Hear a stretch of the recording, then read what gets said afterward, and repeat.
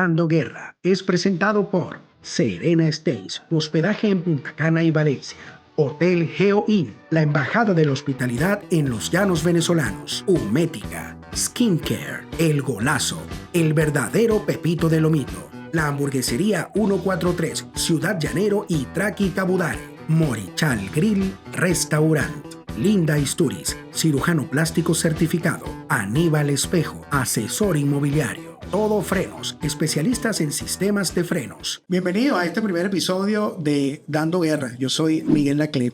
Para los que no me conocen, yo trabajo con comunicaciones, mercadeo, optimización de servicios y procesos comerciales. Y bueno, hoy en día, ya hace un ratico estoy dando clases, entonces soy docente en el área de marketing de servicios.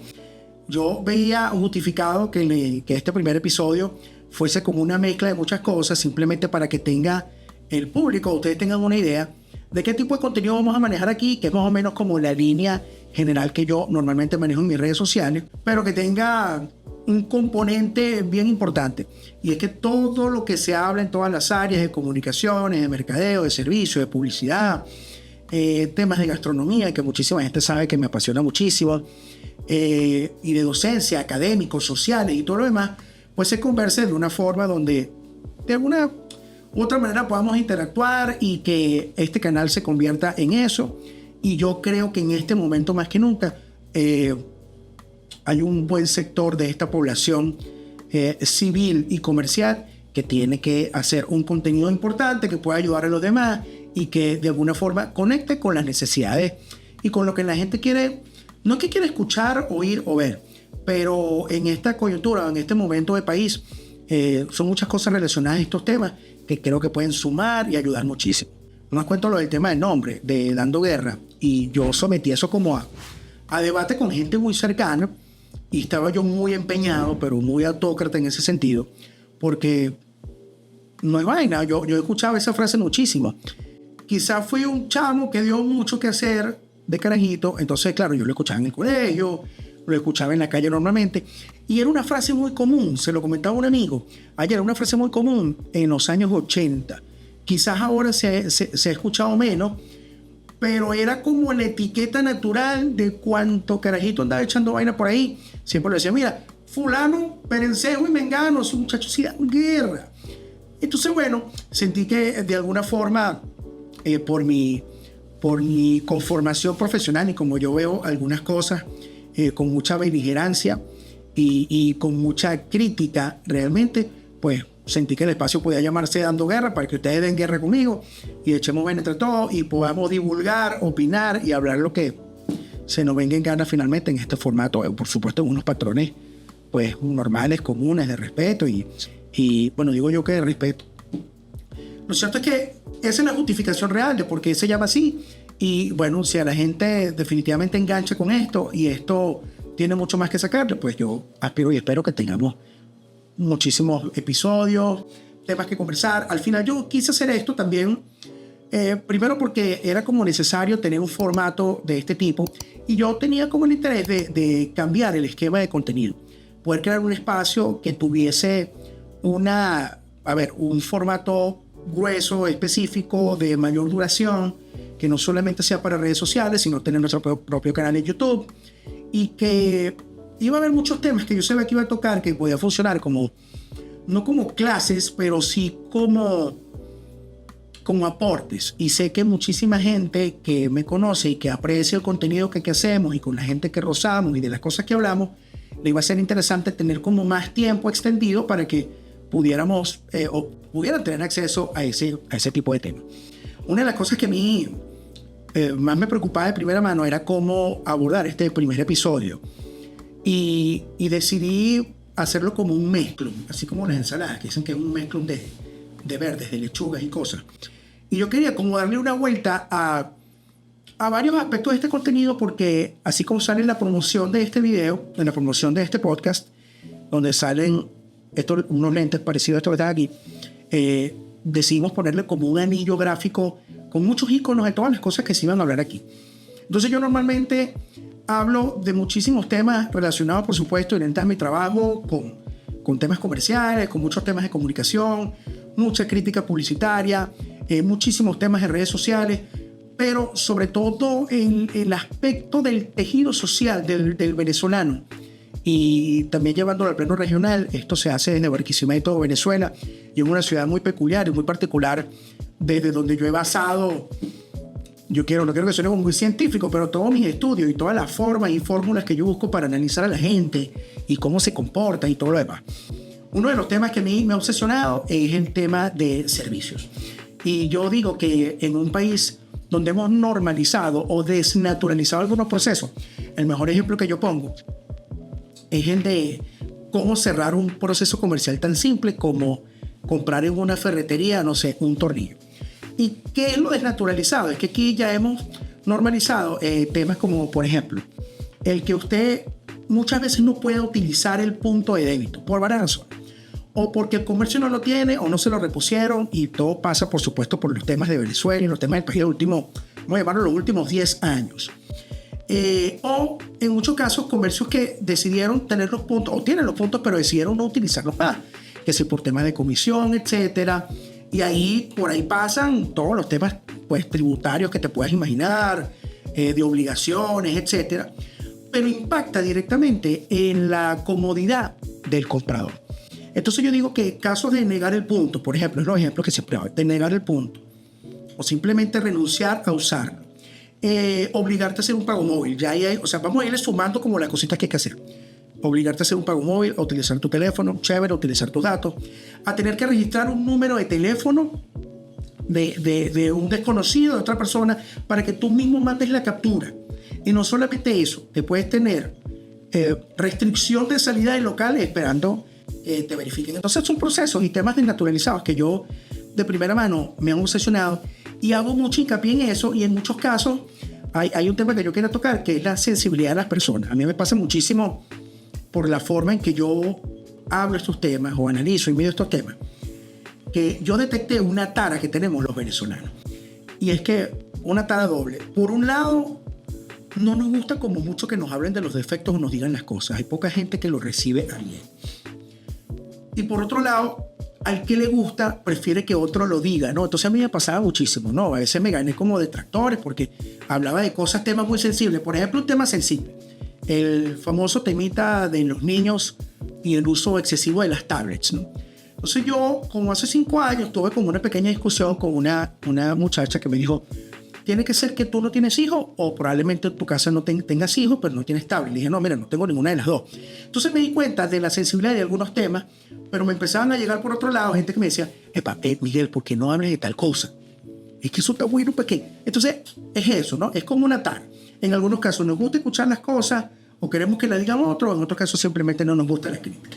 En el tema del servicio me ha pasado mucho que llego a algunos lugares y automáticamente la gente entiende que yo siempre ando como en modo viendo ese tipo de cosas, pero a veces estoy como cliente en un espacio, en un lugar, y no me interesa absolutamente nada sino comprar lo que voy a comprar e irme.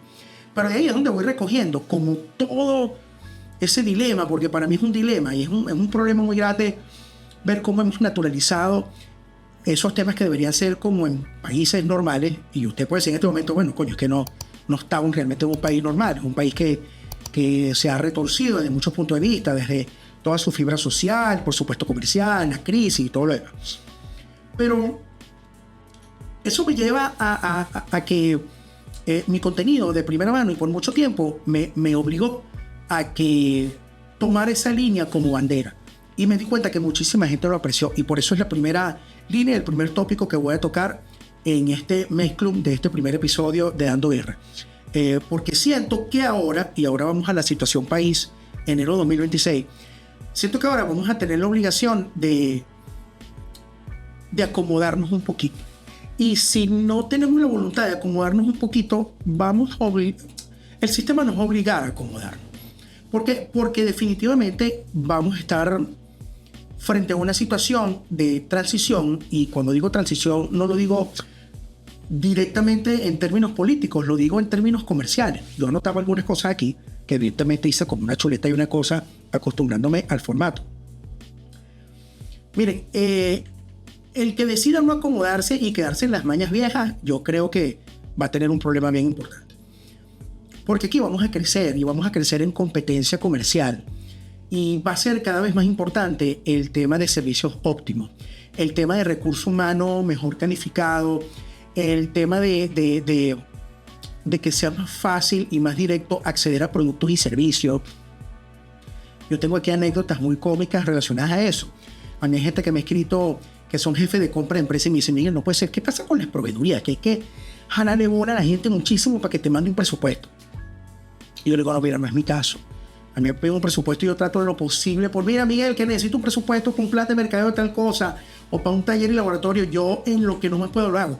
Pero sí, también creo que tiene que ver con que puede haber un mercado con sus mi, sol y fa, pero un mercado que tiene pocos proveedores eficientes, donde hay una masa importante que les pide muchas cotizaciones o tiene mucha intención de trabajar, y no hay todavía sistemas como acoplados a altas demandas, sobre todo en un país donde se puso chiquitico muchísimas cosas. Entonces, por ejemplo, tú estabas buscando una tornería y se entiende en la ciudad de tu vida que las dos tornerías buenas son esta y esta, entonces pedí una cotización en un rollo porque están saturados de trabajo.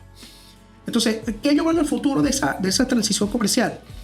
De que es súper importante pasar a un carácter bien evolutivo. Oye, no solamente las comunicaciones en el mercado, digamos, las formas de comunicarse, sino procesal, jurídica, técnica, tributaria. Oye, y de algo que a mí me obsesiona también, que es la correcta escogencia de recursos humanos. Aquí nosotros vamos también hacia eso.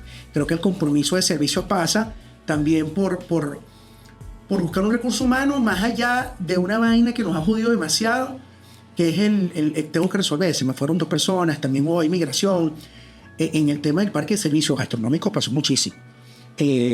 Meseros que no eran meseros, personas para atender en una caja que no. Entonces, por eso usted tiene todos los cuentos del mundo. Hay gente que lo ha mirado feo, que lo ha atendido mal, que no sabe cómo responderle ante un reclamo, que no tiene cómo resolver la crisis, que no sabe cuándo le van a dar su cuento, si es en pago móvil, que si este billete está feo. O sea, es un mezclote de cosas que hemos vivido tan complejas y que yo creo que no solo más pronto que tarde va a ser bien rápido el tema, porque el que no se ponga las pilas, querido amigo, creo que se la va a ver bien fea. Desde los temas más simples, muchachones, como por ejemplo, aquí en Venezuela tenemos un rato teniendo vehículos nuevos de 2 o 3 marcas. ¿Y cómo le dice la gente de la calle? No, bueno, los carros chinos, fulano se compró un carro chino, este tiene un carro chino. Hay diferentes marcas, ninguno es mi patrocinante, por tanto no lo voy a nombrar. Pero bueno, eso tiene un componente, a ver, de alguna forma eso le dio al país una opción. Sin embargo, era una opción desnaturalizada frente a que, pues, prácticamente el parque automotor, que es un parque automotor viejísimo, que tiene 12, 15, yo siempre he hecho vaina con algo. Yo tengo un carro, tengo una camioneta, y siempre digo, bueno, es una camioneta que puede ser, pues, de confort, de mediano lujo, etcétera, pero es una camioneta finalmente que tiene ya 13 años en el mercado rodando. O sea, imagínense ustedes cuánta chatarra tiene el parque automotor. Entonces, viendo eso, aquí vamos hacia una transición comercial donde muy probablemente vamos a ver, que a mí me parece maravilloso, no depender de un solo mercado, de 3 proveedores de carros, no sé, chinos, tailandeses, de Vanuatu, de Kuala Lumpur, de donde usted quiera, sino de tener de nuevo en el país variedad de marcas. Entonces, ¿qué significa eso? Eso va a impactar directamente en temas económicos, evidentemente macroeconómicos, económicos, de competencia, de bolsillo directo, de planificación de la gente que va a querer, por supuesto, ver como yo en algún momento lo viví. Voy a este concesionario, voy a este. Y hay algo que yo pienso, es las nuevas generaciones que no lo han vivido. Y yo estaba pensando ayer, justamente haciendo más o menos los guiones de esto, aquí hay una generación, vamos a llamarlo, entre los veinteañeros y algunos treintañeros tempraneros, que no han vivido la bancarización, por ejemplo. Sistemas de créditos en la banca para acceder a créditos hipotecarios, créditos comerciales, depositar. Aquí hay gente que nunca en su vida ha depositado un cheque, en su vida. Y eso va a volver, porque si lo hay en todos los países, por ejemplo en Estados Unidos, que todavía fluye muchísimo las operaciones en cheques por temas de formalidad, de proceso, etcétera, nosotros también vamos a enrumbarnos a eso. Entonces también yo pensaba en el esquema social y decía, oye, aquí hay una cantidad de gente que a los 25 años va a tener que aprender a endosar un cheque. Punto. Aparecer una taquilla, o si bien es a través de la última vez que yo lo hacía en uno de los bancos que lo hacías automático en cajeros automáticos que depositaba el cheque, depositabas el efectivo se contaba. Eso fue una novedad y eso fue en el año 2008, creo. Creo que es la primera reconversión que tuvimos en Venezuela, de varias que hemos tenido. Otro tema de esa transición comercial, hablar también, bueno, aquí hay temas de economía que son relacionados al Estado, por supuesto, de lo que aquí va a ocurrir, que va a tener que ver con qué tipo de moneda vamos a utilizar. A Venezuela le afectó muchísimo no tener, digamos, con la dolarización de facto, no tener su moneda o la gran devaluación de la moneda. Aquí impactó en muchísimas cosas, que no teníamos billetes en la calle, que no teníamos moneda. Uno de los ejemplos más importantes que yo siempre pongo es el de las iglesias. Cuando usted quería dar en la iglesia una moneda o dar un billete, aquí, imagínense ustedes el impacto tan grande que sufrieron las iglesias. En el caso yo, que soy cristiano católico, tú te das cuenta, basta con ir a una misa y darte cuenta cómo desde hace muchísimo tiempo, poca gente, ¿cuántos son los que después de la misa pueden hacer un pago móvil, por ejemplo? Que sí los hay. O de ahí se ha migrado a temas como donativos y la gente lleva a la parroquia comida, etcétera. Pero si así ha sido en ese ejemplo que les pongo, imagínense ustedes en toda la escena comercial de un país sin moneda rodando, bien sea metálica o en billetes. Entonces, por ahí creo que nosotros vamos a ir teniendo golpes de shock importantes y el impacto es directo en eso, en las intenciones de inversión, en que va a haber más competencia local, regional, nacional e internacional, y es algo que tenemos que valorar. Y por eso es un tema de ponerse los patines, porque aquí ya no va a ser... A mí me impresiona que aquí hay gente que también naturalizó el que no le gustara competencia. O sea, no puede ser de que me montaron una ferretería cerca. Pues eso que importa. Yo tengo mi ferretería, entonces me montaron una cerca. Yo tengo mi negocio de pasteles y aquí eso ha ocurrido mucho. Pero con la crisis la gente ha sido más sensible a eso. De que coño, entonces, ¿qué pelotas tiene este que me montó? Entonces aquí yo tengo mi arepera y me monto una arepera aquí a media cuadra.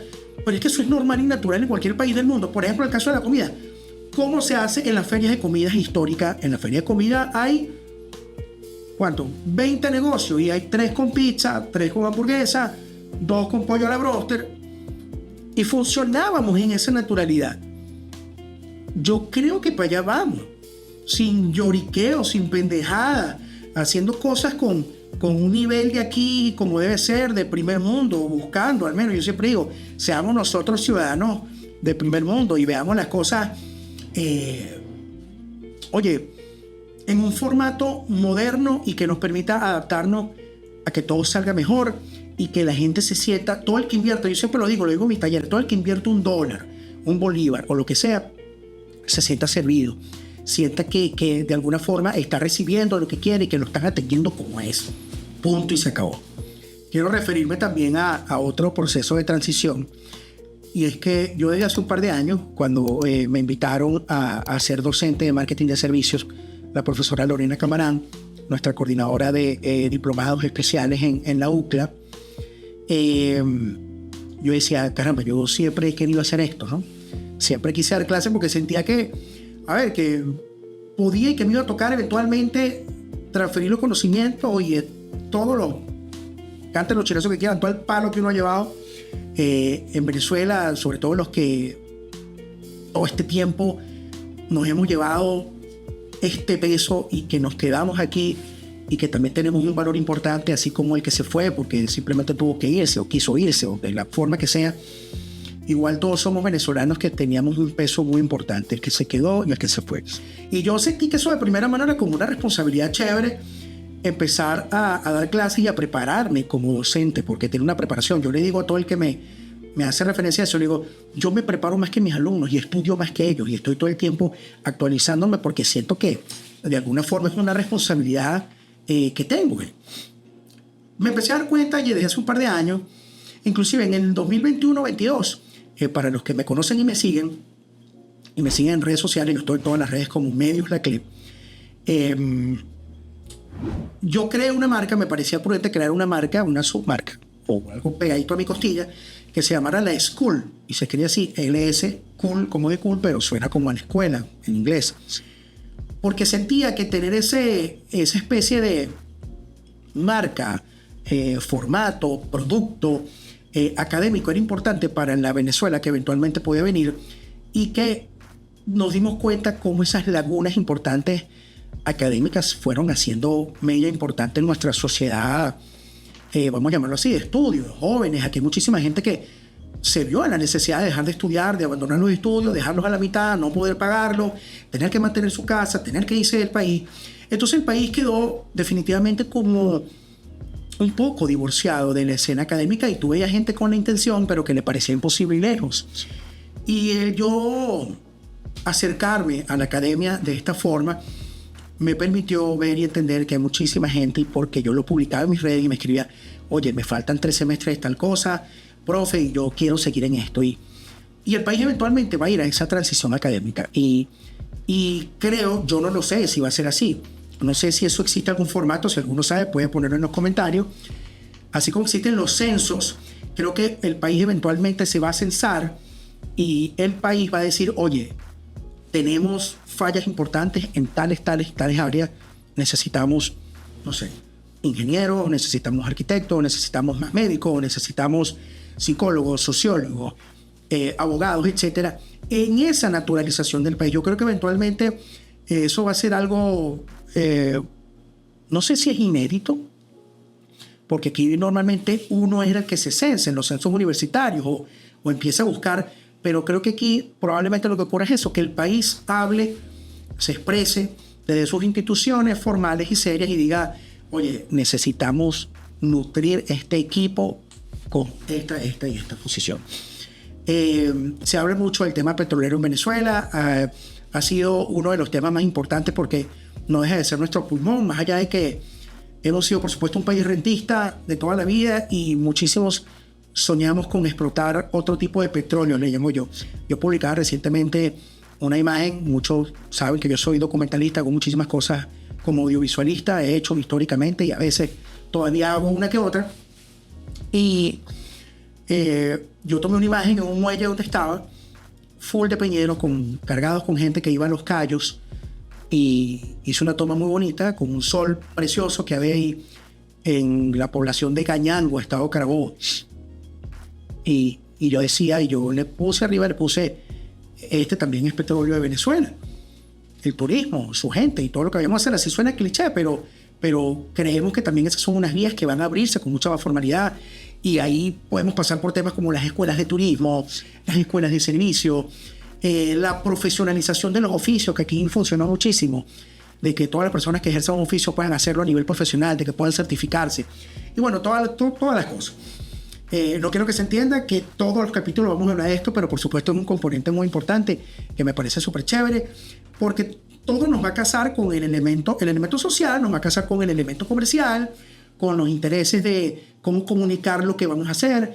Aquí hay mucha gente que se va a relanzar, y aquí vamos a hablar mucho de eso, de mercadeo, y quiero tocar esta última parte de este episodio de temas, por supuesto, de marketing, comunicaciones, pero desde donde la gente inicialmente lo ve, desde el tubo de las redes sociales.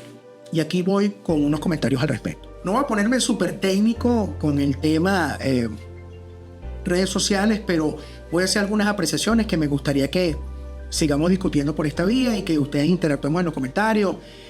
Como este es un primer episodio mezclado, quiero que la gente sugiera eso, invitados, personas que quieran entrar en una conversación. Yo todavía estoy dándole como vuelta al formato, por supuesto, cuando sea presencial aquí en estudio y cuando pueda ser a distancia con personas que estén fuera. Pero bueno, temas relacionados, así que pueden aquí discutir, pueden poner, aquí podemos echarnos cuchillos, pero no es exactamente eso lo que quiero. Es que me gustaría que esto fuese una plataforma inteligente donde podamos disertar y medir cosas, sobre todo de transformación. Mira, yo creo, para tocar el tema del mercado de comunicaciones, Venezuela ha sido tremendo posgrado. ¿Por qué? Porque primero tiene un componente socioeconómico que es el que marca la ruta de las cosas. Y el venezolano de hace muchos años se le ha recortado el bolsillo o se le pone un poquito más para allá, un poquito más para acá. Pero finalmente la holgura de bolsillo es la que marca tus intenciones de querer comprar más o hasta consumir un video en redes sociales que sabes que es publicidad, pero que si simplemente no estás, no puedes acceder a eso porque no puedes comprar, porque simplemente no tienes el dinero, no está en tus prioridades.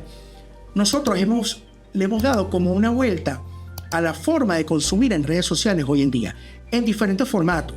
Yo siempre lo divido 2017-18 al 2022-2023, y ese evento, eso que se llamó, ese nombre, esa etiqueta de la famosa Venezuela que se arregló, que simplemente fue una Venezuela donde yo no soy economista, lo sabemos, pero soy un ciudadano de a pie como ustedes, que empezamos a ver un dólar circulante, a pagar productos y servicios en dólares. Entonces, claro, eso trae una economía de que, por ejemplo, el mecánico decía, mire, yo cobro 20 por eso y 20, el jardinero también, y el que presta servicios profesionales como yo también. Entonces, bueno, es un fenómeno mucho más profundo, pero generó como una suerte de sensación de estabilización por un tiempo donde inclusive el precio del dólar, el cambio estuvo más o menos estable unos meses. Entonces las cosas empezaron a tener cierto reacomodo hasta que, por supuesto, como suele ocurrir en las crisis, lo primero, o sea, el primer elemento ante una crisis de un país siempre es el elemento político. Y a partir de ahí, por supuesto, bélico, si fuese el caso, y del conflicto social, y a partir del conflicto social, por supuesto, los temas de la economía de la población. Entonces, comunicar y mercadear productos tangibles, digamos, se convirtió en Venezuela algo que nosotros los venezolanos nos paseamos por todo. Desde el humor hasta, bueno, hacer comedia, sátira, cosas que muchas veces parecían súper alocadas, pero que de algún momento, vamos a llamarlo así, funcionaron entre comillas, porque aquí hubo gente y productos que simplemente nos convertimos en Venezuela, muchachones, en un rebaño. Porque como a todos nos movía la necesidad, simplemente el rebaño se movía. En ese momento era el Bucket Challenge, de se hace agua con hielo en la cabeza, en medio de la oficina, hacíamos el Bucket Challenge, porque se entendía que a partir de eso más alcance, entonces difusión de la marca, entonces por ahí yo pudiera tener alguna cola comercial y que la gente se interese en mí. Y bueno, y de ahí toda permítame hablarlo así en perfecto criollo, la democratización, la hiperdemocratización de la publicidad, y aquí todo el mundo hacía publicidad en Facebook, en Instagram. Total que nosotros empezamos a manejar desde unos aspectos muy intestinales nuestras comunicaciones, el mercadeo y las redes sociales en Venezuela. Y creo que la crisis dio cachetadas y mostró que había cosas que realmente no funcionaban y que tenían que ser mejor, que tenían que ser tecnificadas, que tenían que buscar profesionales, mercadólogos, comunicadores comerciales, estratégicos, sociales, gente que manejara redes. Aquí se convirtió en un oficio como Palante, el que no hacía nada lleva redes, y de aquí se inventaron paquetes de redes, 18,000 posts por tanto, y yo te grabo historias. Simplemente, valga el término, muy a lo loco. Hasta que Venezuela te dio un chancletazo de realidad, y muchas marcas que lo hicieron todo y lo habían hecho todo decían, coño, ya esto no me está funcionando, ya no vale que yo baile arriba en las mesas, ya no baile que yo haga esto. Aquí está ocurriendo un elemento superior, y el elemento superior era, por supuesto, la crisis socioeconómica. El bolsillo se recortó y los anillos prioritarios, ¿sabes?, se fueron reacomodando, y aquí hubo un país inclusive donde desplazó prioridades como salud, alimentación, y por supuesto, imagínense ustedes, el hacer turismo, el comprarse ropa, cada vez se hacía más lejos. Por tanto, muchísima proveeduría comercial se vio muy afectada, y entendía que las comunicaciones y el mercadeo eran suficientes, y que como Venezuela fue muy noble, en la Venezuela que se arregló, y que era muchísimo más fácil, y que yo no tenía una tienda pero lo hacía vía digital y me iba súper bien. Cuando empezaron esos movimientos sísmicos, nos dimos cuenta que no es tan fácil el tema de redes sociales, no es tan fácil vender así por así, y que, bueno, se puso chiquitico el círculo de personas, de posibles compradores, y que teníamos que pelear cada vez más, con más estrategia, con comunicaciones más finas, con mercadeo más fino, y volver inclusive a sistemas convencionales. Creo yo que Venezuela va a llegar de nuevo al tema de la radio y la televisión como medios convencionales en elementos comerciales un poquito más potenciados. Falta un poquito más para eso, porque tiene que reacomodarse, porque tiene que tener talentos nuevos, porque tiene que tener variedad en sus canales de comunicación, en tener programación inteligente y buena que llame la atención, buenos talentos. Pero vamos a volver a eso. Fíjense que Venezuela, aquí nosotros quedamos huérfanos totalmente de nuevos talentos. Quizás en lo musical tenemos referentes, evidentemente, y pueden nombrar artistas nuevos, Danny Ocean, Raboyán, etc. Pero, por ejemplo, el elemento artístico de actores, actrices, canales de televisión. Aquí nosotros no hemos tenido renovación, saquen la cuenta. Aquí hay imágenes de televisión históricas y podemos nombrar, no sé, a Viviana Echeverri, a Maite Delgado, puede gustarle o no, y personas haciendo publicidad, y son personajes de los 80, inclusive de finales de los 80 y los 90. Entonces eso también se va a naturalizar de alguna forma, y el medio convencional va a tener muchísimo que ver, y vamos a tener que empezar a casar estrategia digital con estrategia convencional, con mayor estudio de público, de pretendidos, armar mejores corrales de las personas personas que queramos meter en ese corral, que necesitemos que hagan parte de nuestro corral comercial, que conozcan de nuestros productos y servicios, pero va a haber que buscarlos, va a haber que hablarles mejor, que eso ya viene ocurriendo, y esto pasa por un elemento técnico de marketing y de comunicación bien científica y bien profunda, que va más allá de cualquier pendejada en redes sociales, y ya eso hoy en día es evidente, ya hoy en día se sabe, y hoy en día hay muchísimos decepcionados que todavía en el año 2026 dicen, no es posible, tan chévere la chama que me lleva a las redes, esos videos me quedan bellos, pero no, nada, mira, no ocurre nada, no nos mandan ni 3 mensajes, las ventas. Entonces eso creo que tiene una forma de lectura, o que debe tener una forma de lectura muchísimo más inteligente, definitivamente. Así que bueno, yo creo que este primer episodio que le puse así, Mezclum, de Dando Guerra, va a hablar de estas cosas y mucho más, de que vamos a tener invitados, de que voy a dejar las puertas abiertas para que inclusive tengamos canales, estoy estudiándolo muy detenidamente, canales en WhatsApp o en Telegram, donde podamos interactuar, hacer una comunidad bien bonita, bien inteligente, donde vemos guerra para bien. Así que queda claro cómo va a ser el formato, de que por más que suene así, simplemente es ese interno, esa personalidad que tenemos en nuestra forma de ser venezolano, en nuestro tejido, en nuestro código genético, de dar guerra, de ser beligerante, de hablar cuando haya que hablar, de exigir cuando haya que exigir, pero comprometerse con hacer un país mejor, con tener mejores marcas, mejores servicios, mejores productos, con no solamente pensar en la plata, que en sí, la plata, como siempre lo digo, la gente romantiza y dice, no, la plata no lo es todo. Yo hoy en día en este mundo moderno casi estoy convencido que es casi todo. Y que hay muchos temas humanos y naturales que si no tienen que ver con plata, que usted es su problema si los lleva adelante o no, y los reforma y se hace mejor ser humano, que es el consejo que yo pudiera darle. Aparte que siempre lo digo, aprendan a hablar inglés. Si usted no habla inglés y me está escuchando, va demasiado tarde, hable inglés. Es ya que tiene que hablar inglés. Dando Guerra, episodio 1, el Mezclum. Lo voy a esperar, vamos a estar en YouTube, vamos a estar en todas mis redes sociales. Sugieran lo que quieran, hablemos de lo que quieran. Vamos a hacer esto un contenido o un podcast que esté al alcance de todo el mundo, y que la gente entienda de que por aquí haya amplitud plena, pero con mucha inteligencia y con mucho compromiso de hacerlo bien, y que la vamos a pasar bien y lo vamos a disfrutar. Dando Guerra, episodio 1. Soy Miguel Laclé. Para los que no me conocían, trabajo con comunicaciones, con mercadeo, optimización de servicios, procesos comerciales. Me obsesiona, o estoy obsesionado, mejor dicho, con un país mejor, donde hoy en día estoy orgulloso de ser cuarentón, porque nos va a tocar un papel súper importante a esa clase media de antes, o esos cuarentones de ahorita, que nos va a tocar a todos ser maestros, y eso me tiene muy animado. Eso me acaba de quitar 20 años, esta mañana yo le decía, me siento más animado que nunca. Dando Guerra, episodio 1, gracias por su atención.